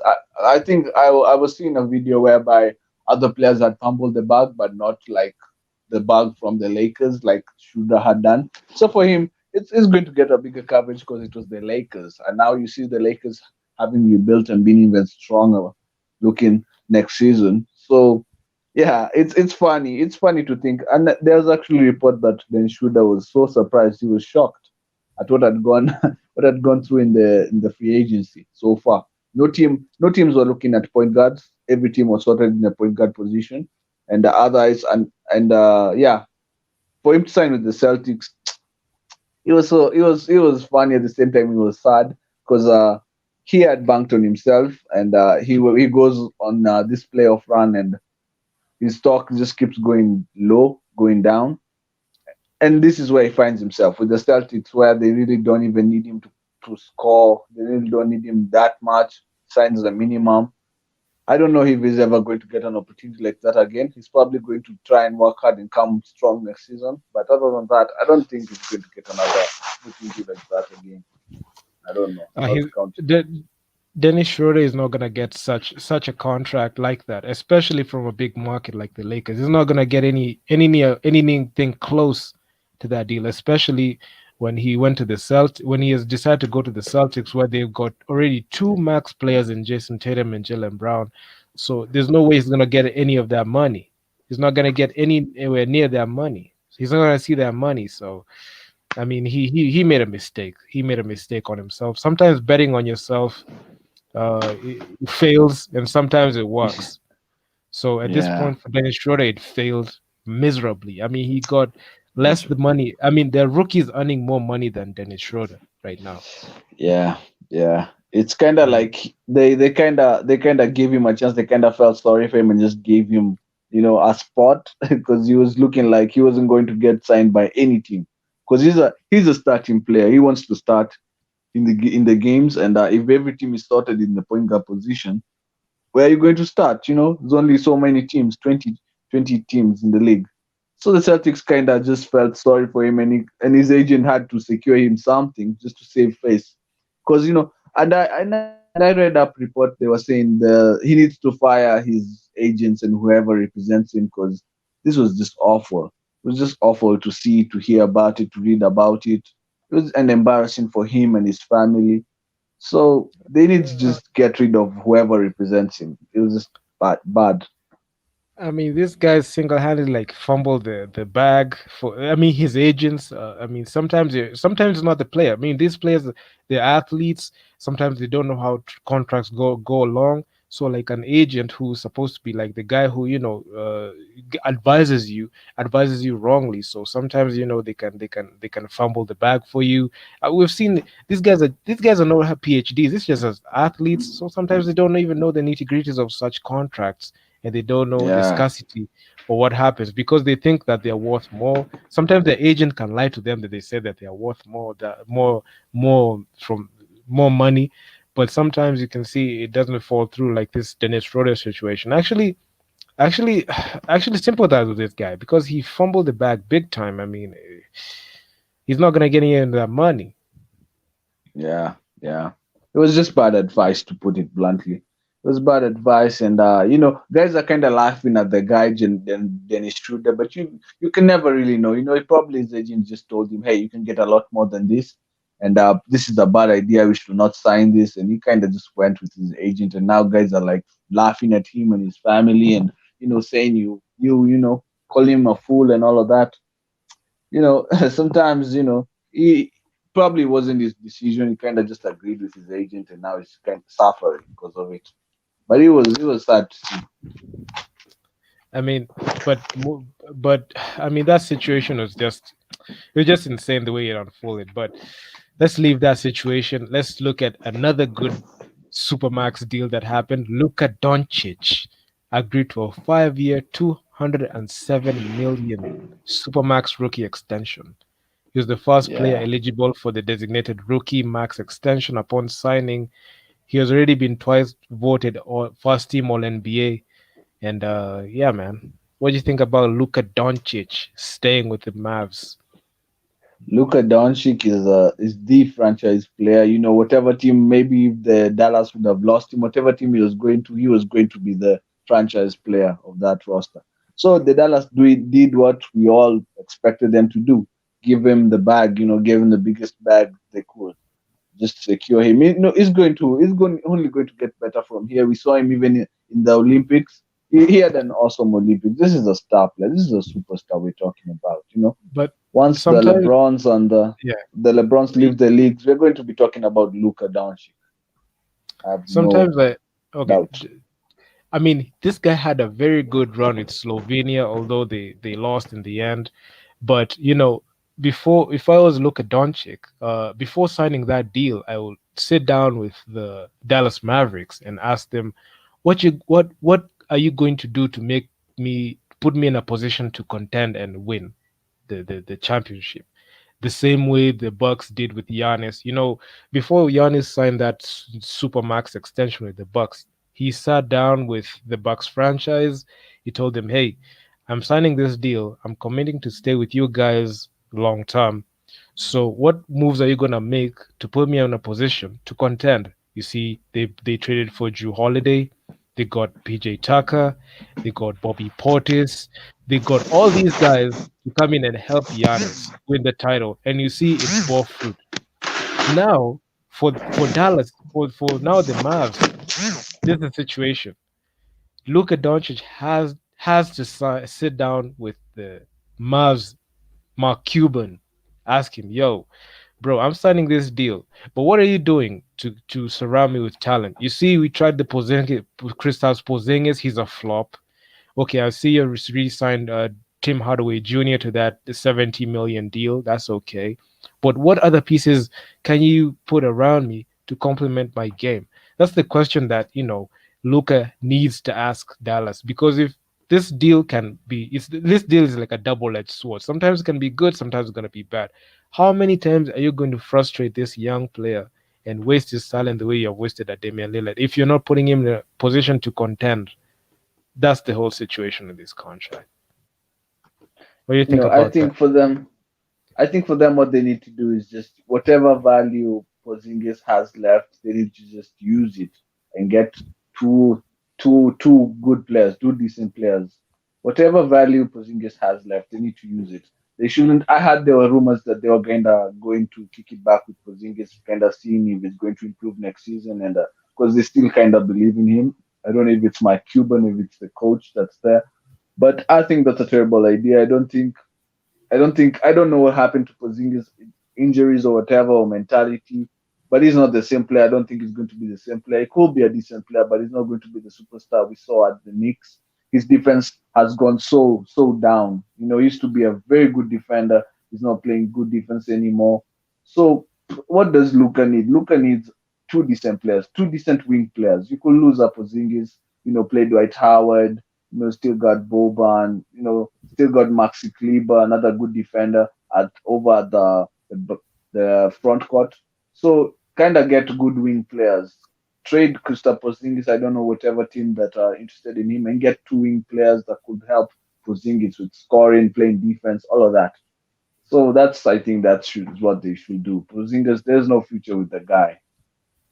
I mean, Porzingis has proven to be a flop. I mean, they are giving this guy damn near 30 million a year for 5 years.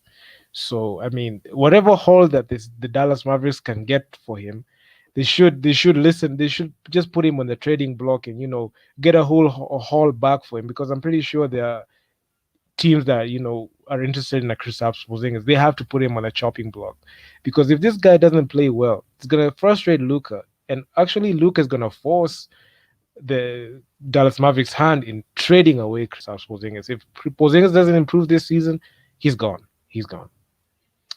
And yeah, man. In other news, Kawhi Leonard, the man himself, he opted out of that 36 million expiring deal. He has re-signed a brand new deal, 4 year, 176.3 million with the Clippers, bro. Kawhi Leonard. Yeah, yeah. That was a given. I don't think Kawhi Leonard ever since he said he wanted to leave the Spurs. I think the Celtics have been in his mind. That's the team. I mean, the Clippers, not the Celtics. The Clippers has been the team he's wanted to go to. Probably he wanted to go to the Lakers, but they're too stacked. He wanted his own team. So I think he's comfortable in the Clippers, whether they can compete or not. I think he's going to try and force them to compete with his talents and PG. And I think the Clippers didn't have any pressure with him because I don't think he wanted to leave or anything. He already has two chips, so I think for now, what he wants to do is to win a chip with his team, with his hometown team, Clippers, like the LA team, one of the LA teams. That's a dream for him. I mean, this was expected. Actually, I actually expected Kawhi Leonard to re-sign with the Clippers, But we have to bear in mind that Kawhi Leonard is not gonna play half of this coming season because he's recovering from that surgery for partial tear of his ACL. So don't we're not expecting Kawhi Leonard to suit up for half of this season, but he's gonna come back maybe next year. But I was actually no doubt, I was actually optimistic for him re-signing with the Clippers because I didn't see any other team that he would go to that he like the way he wanted to go to the Clippers. So this was a given. He had to resign there, and he is the Clippers guy. And not much to say. Not much to say about Kawhi Leonard. This was an expected move for him. Yeah, Yeah. especially with the So injury. Especially with the injury, no teams were kind of looking at him going, "Hey, we really want you." he's I'm not saying it's not going to be the same play after the injury. I'm just saying, the injury didn't help. If there are teams who are looking at him, wanted to give him the big bag, the injury, him get have been injured at the moment didn't help. And yeah, furthermore, he wanted to stick with the Clippers, so it's expected there. then moving on, we have Joel Embiid, the man himself from the Philadelphia 76ers. He has finalized a Yeah. 4-year, 196 million supermax contract extension. This he no Embiid is under contract through to Mm. the Sixers through 2026, 2027, and the total guaranteed money that Joel Embiid is going to receive is 261 million from the Sixers Wow. because Wow. he's receiving 261 million until 2026 until 2027. So this guy is locked in for 7 years straight with the Sixers. Wow. He's not leaving. He's not gonna go anywhere. The Sixers are putting all their money. They've thrown at him the bag, the ultimate bag, Yeah. because He is this the franchise player.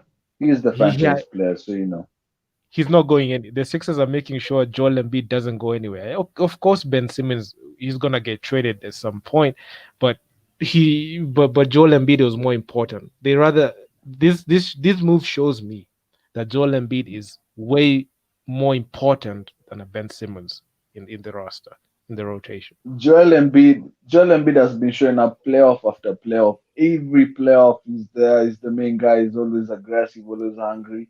So I don't know. They completely trust him to lead the franchise. They just have to surround him with the good pieces that can complement him. But he's the centerpiece. For them, that's a given. I didn't see them kind of lowballing him in any way. He was the guy. He's the main guy, and he's improved until last season. He was a MVP candidate. So yeah, Yeah. I think he's going to look to improve on that, and yeah, now getting the bag, that's going to be an added motivation. Speaking of players also getting bugs, KD got his bug from the Nets 4-year, 198 million contract extension. I mean, these guys are just getting the bag. And actually, this guy was injured, but he came back. He played the Olympics. He led the USA team to the gold medal, although they got knocked out by the Bucks. I mean, it is what it is. But he's gonna make some serious noise next season. What you think about KD Yeah, re-signing to that deal? KD re-signing with the Nets. I actually think the Nets are the team to beat next season because you saw how far KD reached with the Nets without James Harden and Kyrie. You saw it only took one shot. This one shot where he just stepped on the line. That's all it took, Yeah, and the Bucks would have been out. So you yeah. saw him, Kyrie coming up, and James Harden. That's the team to beat in the East. That's definitely the team to beat in the East. The Bucks, I don't know about the Bucks next season with a healthy net. So yeah, KD obviously coming back from the injury. His talent is undoubted. No one could doubt his talent. So yeah, that's a good sign, and I think he's going to stick with the Clippers till the end. With No, his friend Kyrie over there. he's gonna I mean stick the with Nets, the the Nets, he's gonna stick with the the Nets Nets. until he Yeah, my until he bad. retires. Ah, no, it's Yeah, okay. yeah, he's comfortable. He's comfortable there. Then we also got Reggie Jackson. He signed a 2-year, 22 million to return to the LA Clippers. I mean, this guy just poured his heart out for the Clippers, man. He's a true Clipper. Reggie Jackson. Yeah, yeah, he actually showed up in the playoffs. They were missing Kawhi Leonard, and he showed up but it just wasn't enough for them to get past the Bucks. And yeah, the Reggie Jackson played actually well, and he showed that he could be a quality player, especially during the playoffs. So not much to say about that. I actually mentioned that he had gotten a bigger deal than Kemba Walker, so that was insane. But I think the quality of a player is judged in the playoffs. You could play well during the regular season all you want, but if the playoffs you don't show up in the playoffs, you there's no value in you. Yeah, true. So yeah, Reggie I Jackson mean, showed out in a decent deal. speaking of players showing their value to the playoffs, also you got Andre Iguodala going back to the Golden State Warriors. He he That's just a feel good move. That's definitely just a feel good move going back to their days, 2015, 2016. Feel good yeah. move. I don't think he's going to be like, it's going to be the same Iguodala, offering the same production, great defense, playing center during the playoffs. It's not going to be the same player. He's not gonna be the same because he's older, and they Yeah, traded him away in 2019 for that caps for that salary situation. I mean, yeah, he was yeah, he was the Finals MVP in 2015, but that was debatable. He wasn't that great player in 2015, although he won that Finals MVP. No shade to him, but he wasn't that good player. I thought he was the main guy who was supposed to guard LeBron as much because LeBron averaged 35 points, 14 rebounds, and 10 assists, and Iggy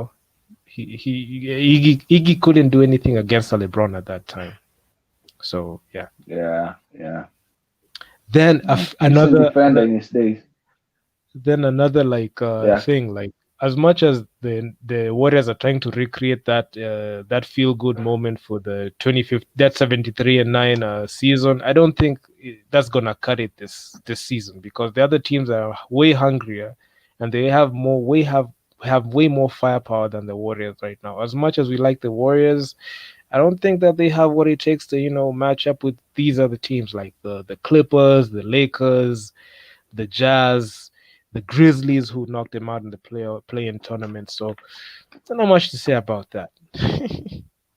Yeah, yeah. then, The Warriors, the West is definitely stacked for days. then also we've got another low-key signing. This free agent, he has signed a 2-year deal with the Toronto Raptors. This is a Ugandan player. He plays for the Uganda national team. His name is Ishmael Wainwright. This guy has agreed to a Wow, 2-year deal with the Toronto Raptors.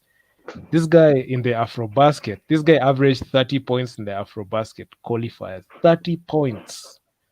And wow. he's finished his college career in Baylor in 2017. He played for Baylor for 4 years. Really? Yeah. Yeah. So this guy, the Toronto Raptors have picked him up, and he's an African player. He actually East African has gone to the Toronto Raptors. What a feel good moment about that. Ishmael Wainwright. Oh, I actually haven't heard of the guy. So yeah, that's also good. Is Masai Ujiri still with the Toronto Raptors? Yes, yes, he's still Yeah, their GM. yeah, He credit knows to him, actually he knows bringing in talent. talent from Africa.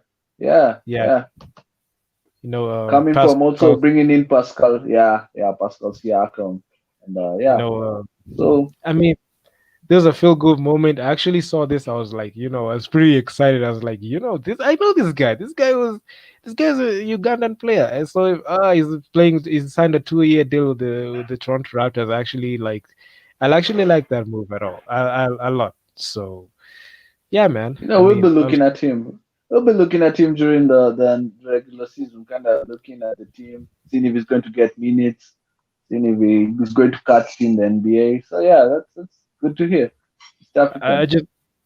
just. I just hope this guy gets some minutes, in his rookie season. I hope he's gonna be like top 5 in rookie of the year. I hope he just gets the Yeah. top 5 or top 10 maybe. I hope just he's just in that top 10 or makes an all rookie team, first team or second Yeah, team. I don't care. He has to make an all yeah, rookie team. Toronto is actually going to be, rebuilding. They're rebuilding, so they might give the rookies a lot more minutes. So yeah, I'll be looking at the Toronto definitely next season, and looking Yeah, at the rookie over there. yeah, and also the Philadelphia 76ers re-signed Danny Green.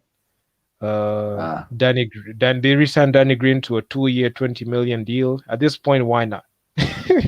yeah, why not? I mean, Danny Green is still kind of productive, on the defensive end, which is very important. Other than that, nothing much to say about it. He's been there a few years now, and yeah, kind of giving them good production. Nothing, they don't require much from him on the offensive side. Kind of knock the 3 pointer, kind of knock down the 3 pointer here and there. But other than that, yeah, nothing much to say about that trade And also, contract. just to for as a closing segue for the stream, I just want us to discuss about the Westbrook trade to the Lakers. I saved the best for last. Westbrook trade Ah, to the that Lakers and the Lakers roster, the way they have constructed it. So let's start with the Westbrook trade to the Lakers, right? So the Lakers yeah, acquired yeah, yeah. so the Lakers acquired Russell Westbrook. The Lakers gave away Kyle Kuzma, Montrezl Harrell, and KCP, and also the 2020 this year's 22nd pick to the Wizards. So what was your first reaction when you saw this deal to take place? I don't know. If the Westbrook is going to a team that this is LeBron's team, you have to wonder, what is LeBron thinking? So I really can't tell. For me, it was very confusing at first. I know Westbrook. I know the kind of player Westbrook is. It's kind of similar. I'm not going to say similar to LeBron, but these are non-shooters that need shooters around them, and they are kind of strong. They'll break down the defense and go aggressive, attack the paint at all times. So for them to get a Westbrook and for them to give up so much, I don't know the thinking behind that, but otherwise you've seen the roster that they have managed to construct at the moment. So Yeah, I'm true. still confused. I'm not happy to see them in the Lakers. I don't get it. I really don't get it up until now. I'm actually going to have to see them play for me to actually form an opinion about Westbrook in the Lakers because I don't know Yeah. what's going on in the mind of Lakers management and LeBron. I don't know. I don't know about you. What do you think? I feel like if the first time I saw this trade, I was like, if the Lakers had the ability to acquire a Russell Westbrook, given the salary that he is getting, what stopped the Lakers from getting a Damian Lillard? Because this thing was rumored, like all through and through. I was hearing, oh, Damian Lillard to the Lakers, CP3 to the Lakers. If these guys had the ability to trade for Russell Westbrook with this ridiculous contract, why didn't they go for those players? Why go for Westbrook? I do not. Okay, I love Westbrook. I love Westbrook as a basketball player, but why did they have to go for Westbrook? They would have gotten a better haul because if you go for a guy like Damian Lillard, although there's this same Moses Opondo, this other guy asked me on the stream about that. I actually explained to them, salary wise, it wouldn't work, and I was actually standing with that argument. Then this thing came in, like Russell Westbrook to the Lakers. Salary wise, this thing is not a good move for them, for the Lakers, especially salary wise, because they're hard capped. These guys are going over the luxury tax to sign players, and the players that they're signing are not long term. They're just short 1 year deals. And also with the way that they lost Montrezl Harrell, KCP, and Kyle Kuzma, they also lost Alex Caruso because of salary cap situation. They lost Markieff Morris because of the salary cap. They lost they lost also Quinn Cook. They also lost who's this player? He's running away. They lost Ben McLemore. I mean, it's just a sticky situation for the Lakers the way they acquired him. But I don't know how they're gonna play together. But they just did. The Lakers have done their best. They get Wayne Ellington, Kendrick Nunn, Carmelo Anthony, Dwight Howard came back, uh, Malik Monk. They've tried to, reconstruct their roster, but until I can, just to share the same opinion, I can just give an opinion. I can just give a sentiment when I see these guys play on the court together on opening night. And you know who they're matching up against with opening night? The Golden State Warriors. Yeah, they couldn't have asked for a a better team right there. Yeah. And also on opening night, Milwaukee Bucks versus Brooklyn Nets opening night. What about that? Great. That's going It to be a might great be, matchup right there. KD might get his revenge on the Bucks. Actually this time getting a lot more help from his teammates. Other but than that, I was thinking about this idea. I don't know what you think about it. The Lakers kind of going all in next season. Westbrook, for all his talents and for all his weaknesses, you have to say that he's still angry. He hasn't won a chip yet. He's going to be very angry, and he's going to look at this opportunity like, Leon, this is my season to get a chip before I retire. I'm actually getting older. I'm not going to be as athletic maybe in the coming seasons. So I was thinking maybe LeBron kind of told the Lakers that this is like probably his last year to kind of compete and win a chip. I don't know why that thought came to my mind. I think he's kind of looking at this season like this is probably my last year to still be LeBron. Probably after this season he might retire or he might not be the same player because there was actually news that he's struggling with injury and age is finally catching up with him. So the Lakers are kind of looking at there. You have to say this is the season whereby they've gone all in with all the players, all the vets, guys who haven't won a chip. Carmelo's there, you know it's just them going all in on LeBron's kind of final season where he's going to be still LeBron. I don't know what you think about that. Do you think that might be true? it might be true because I feel like the way they have acquired Russell Westbrook, I feel like LeBron it has reached a point in his career where he's gonna take a back seat to the offense. He's gonna give the keys to the franchise to AD and also Russell Westbrook because he's growing old. He's not gonna get like I'm pretty sure he's not gonna play more than like maximum minutes this season, 25 to 27 minutes a game. He's not gonna be playing as much the way we are accustomed to. So he's gonna be giving minutes to Russell Westbrook. He's gonna give minutes to Carmelo Anthony, guys who have not tasted the finals, guys who, you know, a guy like Russell Westbrook. He's the last time he tasted the finals was 2012, but they lost to LeBron James. But this is a time where LeBron is just saying, you guys do it. I mean, I've been doing it for like 17 years, so you guys can come in and do it. So that's my opinion on that. I see Amos has dropped off, but it's okay. We can just pick it up from there. Honestly, I feel like Westbrook to the Lakers and the way they have constructed the whole roster, I can say that this is a way that LeBron is saying like, "Yo, I've been carrying teams for a while now, so you guys should, take up the mantle and guide me through that title, guide me through that title." So that's what I would say. That's what I would say about that. But I'm excited with the way the Lakers. Of course, I'm a Lakers fan. I gotta talk about the Lakers. They acquired Kendrick Nunn, Malik Monk, Wayne Ellington, Carmelo Anthony. I actually was pretty excited when I saw that. So yeah, man, I actually like that. They also got who else? Who else did they get? Who else did they get? They got Dwight Howard back. I mean, I just can't wait. I just can't wait to see this team play together. I mean, it's gonna be a really really great ride, especially especially next season. Uh, I mean, it's gonna be great. It's gonna be great. I just can't wait. I just can't wait for next season. Let me just go through another thing real quick. I said this is going to be lasting, but let's just look at another thing real quick. So 2K has released the over 2K NBA 2K22 has released the overall rating. So Trey Young has an 89 overall rating.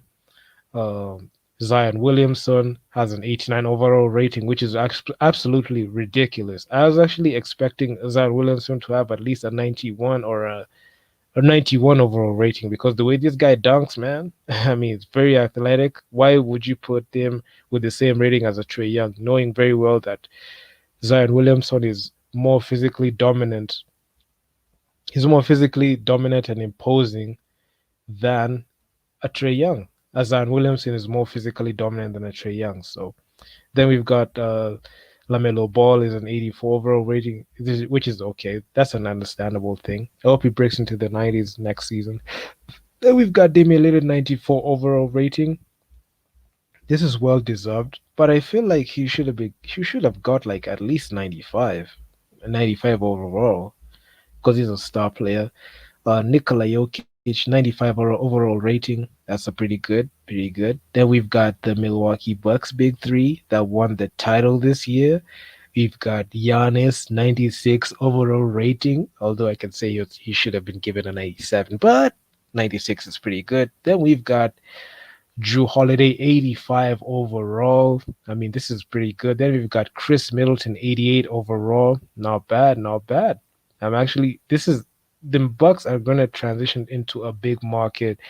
Let me just tell you that right now off the bat. Then we've got, the man himself, Steph Curry, Stephen Curry, 96 overall. He's gonna get that rating. I mean, that's well deserved. Actually, I would actually debate he should have got 97. Then we've got KD, 96 overall. This is highly, this is expected from a KD 96 overall. That was expected. Then yeah, man, those overall ratings are pretty good. I just have nothing bad to say about those overall ratings. I can say, I mean, they just deserved. They just deserved, man, at this point. But that's that, man. I just wanna say I'm back. Nderitu Basketball Radio is back. Of course, I had to chop it up with Moses and talk about these NBA free agency moves. And if you haven't already, please be sure to watch my NBA analysis playlist where he has it's a 6-part series which covers NBA free agency moves. Make sure that you watch that because all the moves that I've been discussing, I've discussed right now. This I gathered my thoughts and gave my 2 cents on them earlier. So this was just a recap, and yeah, man. So if you guys like this stream, make sure to subscribe to this channel, turn on notification posts so that you never miss any new streams I'm dropping. And with that being said, man, I'm out. Peace.